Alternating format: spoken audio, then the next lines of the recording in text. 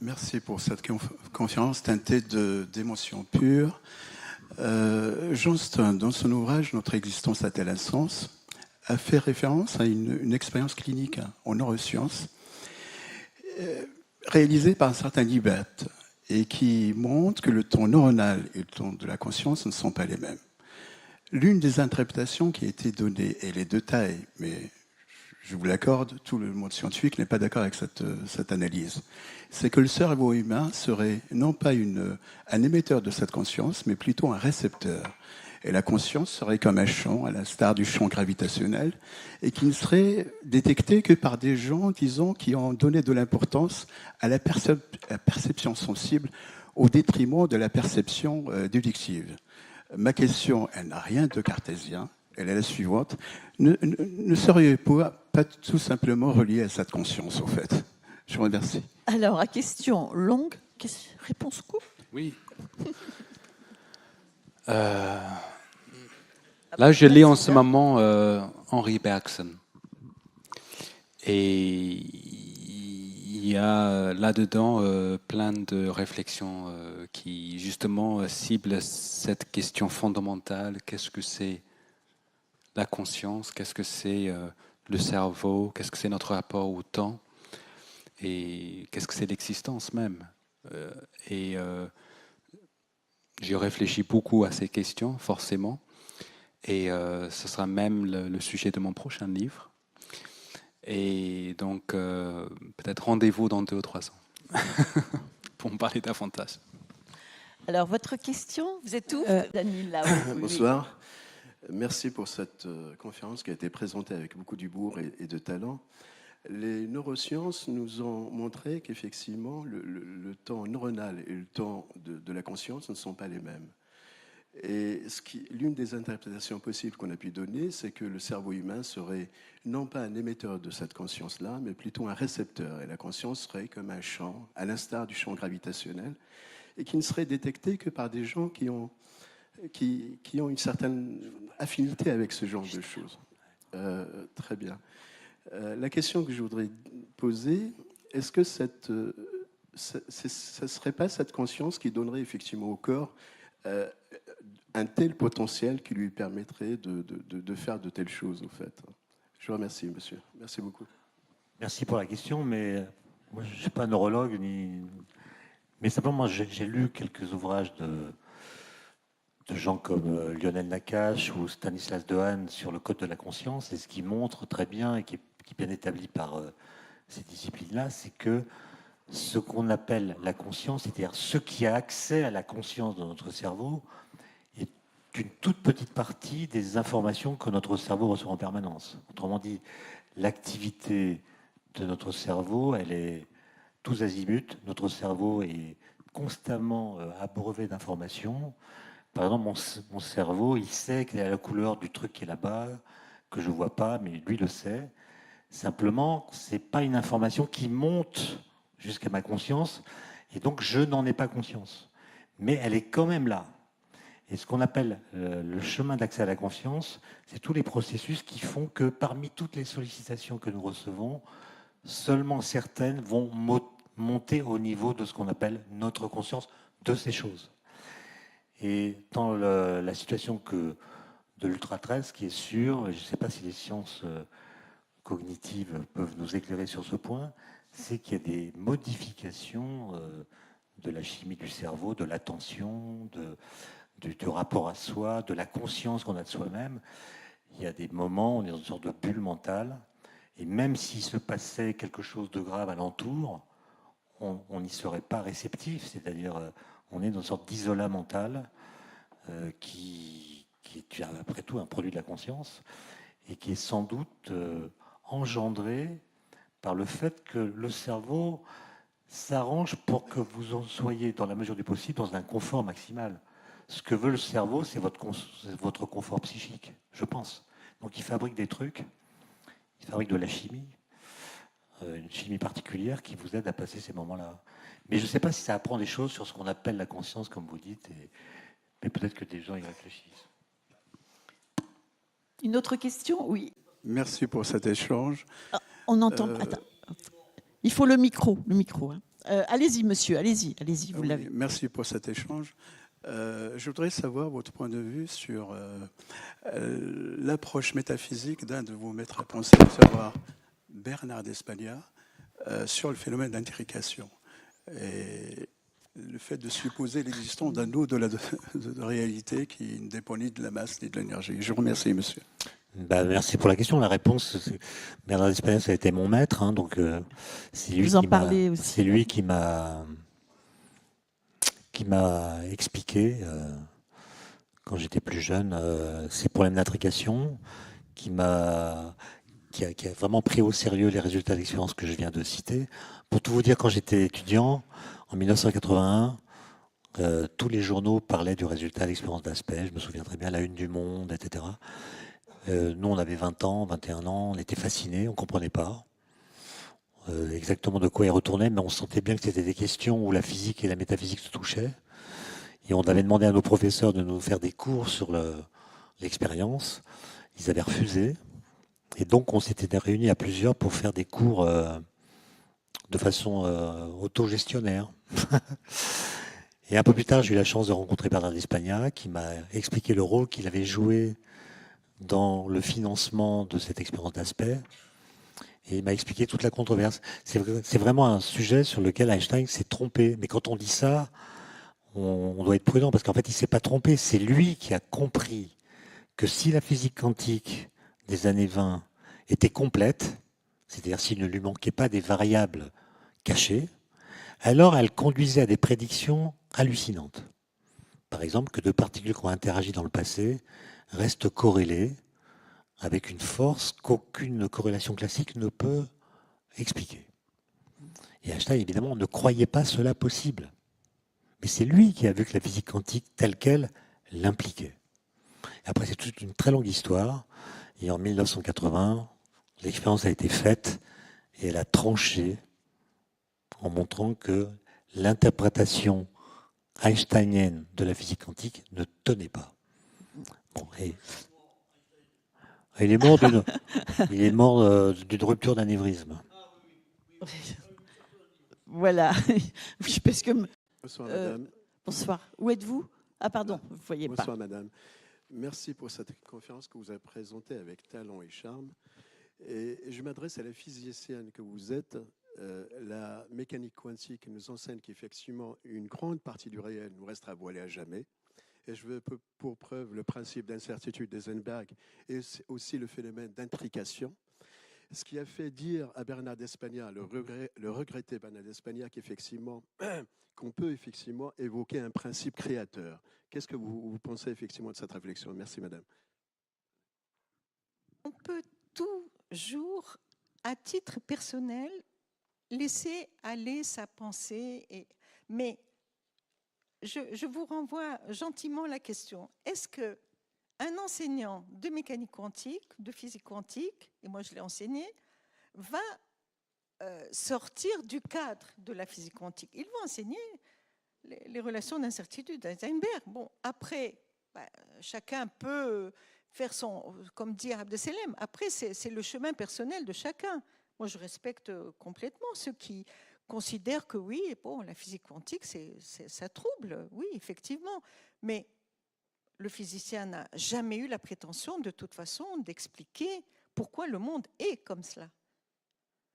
Le physicien n'a pas la prétention d'expliquer que, oui, à un certain niveau microscopique, évidemment, le monde, hein, comme disait Richard Feynman, les particules sont complètement dingues. Les objets quantiques, quand il en parlait, c'est des particules complètement dingues. Ben oui, ça sort de notre réel. Mais là, je pense que si on fait de l'histoire des sciences, c'est très intéressant parce qu'on se rend compte que les grands savants comme Darwin, etc., réalisaient la difficulté de faire passer des idées nouvelles. Parce que, bon, c'est quand même une autre vision de la matière que nous offre la physique quantique.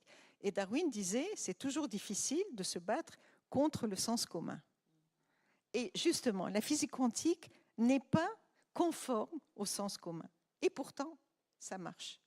La caissière à chaque magasin, eh ben, elle utilise le laser, qui est un pur objet quantique, pour lire le code barre. Oui, ça marche, et pourtant, ça nous échappe. Monsieur devant. Monsieur, au bout du rang, bonsoir. Merci pour vos qualités d'orateur. Votre vécu vous a amené à avoir une vision holistique de la vie, alors que le courant dominant, notamment dans les sciences du vivant, étant le réductionnisme, c'est-à-dire le tout n'a rien d'autre que la somme des particules composées. Pensez-vous que le monde du vivant, enfin la science du vivant, devrait faire sa révolution à la manière que la physique quantique a permis de faire la révolution de la physique, tout simplement? Merci beaucoup. Alors, quant à ma vision holistique, enfin bon, non, mais ce que je réponds en guise d'holistique, c'est le bonheur de la rencontre qui résume la totalité de tout ce qu'on comprend.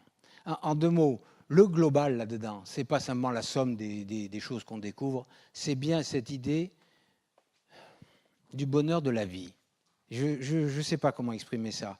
J'essaye de dire que là-dedans, au-delà de toutes les manières, de toutes les études que nous faisons pour essayer de comprendre les choses, d'intellectualiser et de comprendre, il y a quelque chose qu'il ne faut pas perdre de vue, c'est la vie. Mais c'est la vie au sens de la durée de la vie, le moment ensemble, ce bien-être que nous recherchons et que l'on retrouve en étudiant. Là, en ce sens-là, oui, je vois global. Et c'est ce que Jacques Perrin m'a fait comprendre. En gros, vraiment, quand j'ai vécu le film Océan, j'ai compris tout d'un coup, je perds des pieds. Je perds des pieds à fracturer les atomes. Il y a un ensemble, on l'appelle comme on veut cet ensemble, cette unité qui fait que nous nous posons des questions sur qui on est, qu'est-ce qu'on fait sur cette planète, ce qu'il y a après. Tout ça se résume là-dedans, est posé par la question que Eliot me pose. C'est fou, je veux dire. Et je vous donnerai 1000 autres exemples, d'autres cétacés ou d'autres animaux avec lesquels on se dit, mais il y a une unité formidable, ce grand arbre du vivant. Bon, voilà, en ce sens-là. Après ça, ce que je crois, moi, personnellement, c'est à l'importance, et c'est là que je voudrais une révolution, l'importance de revenir les pieds sur terre. Ça veut dire d'ancrer ce que nous faisons dans le terrain et le retour à l'écoute, se débarrasser de ce que nous savons avant d'aller écouter ce qu'on étudie. C'était une des grandes règles de Cousteau. Hein. Vous oubliez tout ce que vous savez, mais tout. Vous allez cerveau vide en mer, et après, vous regardez, et après vous comparez avec la littérature et avec ce que vous savez. C'est le seul moyen de pouvoir, je crois, revenir à une vraie écoute de l'autre, dans son sens très global, hein, qui veut être compréhension des mécanismes de la vie. Parce que quand je vois ce qui est écrit dans les livres de Sciences Nat et ce que je vois moi sur le terrain, je me dis, mais attendez les gars, où on a vu ça? Où on a vu... Je prends un truc. Je lis dans le livre de Sciences Nat, les prédateurs régulent les proies, ils mangent les faibles et les vieux, et c'est ainsi que ces populations de proies restent en bonne santé. Merci les prédateurs. Bon. Mais où c'est qu'on a vu ça? Qui est-ce qui peut arriver à une conclusion comme celle-ci? Allons dehors. Regardez les petits oiseaux. Est-ce que vous voyez les rapaces qui tournent au-dessus? Il faut qu'ils se mettent au boulot alors s'ils ont régulé les petits oiseaux. Ils ne sont pas là. Il n'y a pas de prédateurs qui régulent les petits oiseaux. Non, c'est les intempéries, le froid, la grêle, le gel, l'absence de nourriture. La régulation, elle est de bas en haut. Elle n'est pas de haut en bas. C'est toujours les proies qui régulent les prédateurs. Et si c'était vrai, si les prédateurs régulaient les proies, les pauvres orques qui n'ont pas de prédateurs, il n'y aurait plus que des vieux et des malingres, et puis là, ce serait des dégénérés. Donc, on se dit, mais on n'a pas regardé correctement. Et pourtant, on écrit ça dans les livres de Sciences Nat, comme modèle. Ben non. Donc, je crois qu'il faut revenir au terrain, revenir à l'humilité du terrain. Encore une fois, on est tous vides. Qu'est-ce que je vois? Qu'est-ce que je vois? Et ce que je vois, c'est et pas plus. Et après ça, avec une écoute, et je crois que c'est encore plus important, bienveillante, avec non pas l'objectif simplement de comprendre pour apprendre des choses, mais pour vivre ensemble. Pour vivre ensemble. J'ai 2 filles. Quand elles auront mon âge, nous serons 10 milliards d'habitants sur cette planète. 10 milliards. C'est pas facile aujourd'hui. Est-ce qu'il y a moyen de vivre en paix à 10 milliards d'habitants sur cette planète? Et quand je dis vivre, c'est pas simplement survivre de l'eau, de là. C'est vivre, c'est avoir justement de la vie sauvage à côté, avec son imprévisibilité, sa part de rêve et tout. C'est ça la seule question qui compte. C'est ça que chaque chercheur devrait avoir dans la tête. C'est ça que chaque politique devrait avoir. On dit les politiques, ils ont une vision. Elle est où la vision? La vision, putain, c'est dans 30 ans. Dans 30 ans, on est 10 milliards, nom de Dieu. 10 milliards! Moi, j'ai envie que mes filles vivent dans un monde de paix. Un monde où non seulement il y aura la paix, mais il y aura, encore une fois, de la vie sauvage à regarder. J'ai pas envie de leur dire... Ah, tu sais, moi, j'ai eu la chance, j'étais chez Cousteau, je nageais avec les requins blancs, les crocodiles, les dauphins, les baleines. Bah, tu vois, je les ai chiqués, je les ai bouffés. Ou alors, je savais bien qu'ils disparaissaient, mais j'ai rien fait. J'ai rien fait. On n'a pas le droit de dire ça. Pas possible de dire ça. Et je crois que c'est pas possible aussi de dire, je savais que ça allait être compliqué à 10 milliards, mais tu sais quoi? Je me suis dit que tu te débrouillerais bien. C'est pas possible. C'est maintenant qu'on doit le préparer. C'est la seule chose. Chacun d'entre nous, n'importe quel scientifique, n'importe quel politique, n'importe quel citoyen doit penser à ça. C'est ça le seul truc important. On va être 10 milliards. Voilà, là où il y a une pensée globale. Et tout doit être fait dans cet objectif-là. Un seul. Vivre en paix, du bien-être. Et ça, Eliot me l'apprend. Pourquoi? Parce que quand on est avec un animal sauvage, on ne triche pas. On ne peut pas tricher, je ne peux pas le baratiner, Eliot. S'il est là et qu'il est bien, c'est que j'y vais avec bienveillance. La rencontre, elle est authentique, elle est vraie, elle est originelle. Avec cet animal, cette créature qui vit dans un autre monde, cette alien que je ne comprendrai jamais, on est arrivé à passer ce moment de bien-être. On devrait emmener tout le monde dans l'école de la nature, voir des petits oiseaux comme ça. Parce que l'école de la nature et de la vie sauvage, c'est l'école de la vie en société. C'est l'école du respect de son voisin. C'est l'école surtout de l'écoute de l'autre. Voilà, toutes les sciences, tout ce qu'on fait devrait tendre vers ça. Je vois, s'il y a quelque chose de global, c'est ça.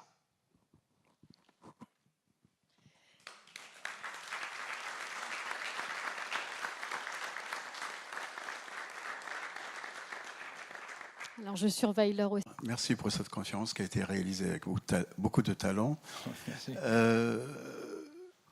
Certains scientifiques avancent l'idée qu'effectivement, que la vie serait un impératif cosmique et que les lois de la biochimie exercent tellement de contraintes que la vie ne peut être que canalisée.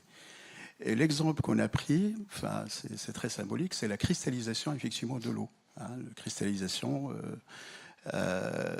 se fait selon une configuration hexagonale. D'accord ? Tous les cristaux de neige ont effectivement cette structure-là.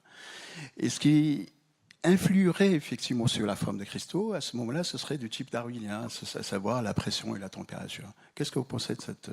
Enfin, vos recherches vous ont amené à... Alors, merci beaucoup. L'idée que, en gros, d'un déterminisme, c'est l'idée d'une finalité, c'est-à-dire que la vie devait apparaître de cette façon-là. Très clairement, au niveau biologique, il n'y a rien qui nous montre ça. Rien. C'est une théorie. Et il n'y a absolument rien qui nous montre un finalisme dans les données biologiques.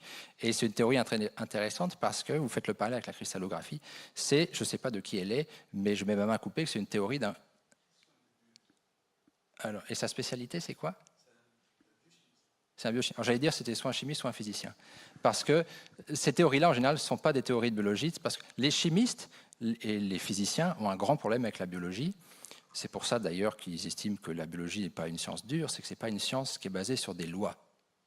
Parce qu'en chimie, En chimie et en physique, on a des lois, et donc c'est strictement déterministe, sauf si on parle dans l'échelle quantique où je ne maîtrise rien, mais j'ai cru comprendre que tout n'était pas complètement déterminé à l'échelle quantique, mais disons à l'échelle macroscopique, ce sont des phénomènes déterministes, il y a des lois, s'il se passe ça, il va se passer ça. Et donc depuis toujours, les physiciens et les chimistes ont un gros problème avec la biologie, parce que ça n'est pas une science qui est basée sur des lois, comme ça. On s'arrête là.